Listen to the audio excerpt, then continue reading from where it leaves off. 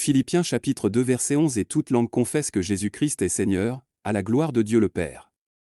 Ce verset fait partie de la lettre de Paul aux Philippiens, dans laquelle il exhorte les croyants à avoir une attitude humble et à suivre l'exemple du Christ.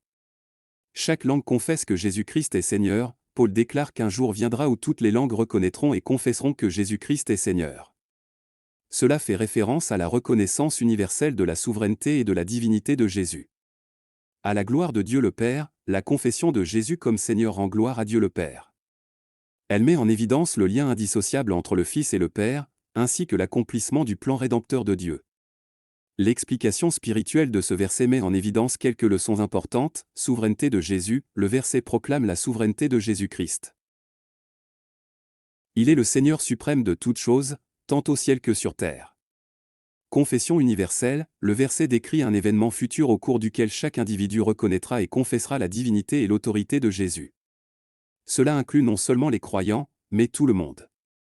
Accomplissement des Écritures, la confession de Jésus comme Seigneur est en harmonie avec les Écritures et les prophéties bibliques qui exaltent le nom de Jésus dans toute la création. Gloire de Dieu le Père, la confession de Jésus comme Seigneur apporte la gloire à Dieu le Père, car elle révèle le plan divin de salut et de rédemption à travers son Fils. L'importance de la confession de Jésus comme Seigneur est un acte de reconnaissance et de soumission à son autorité.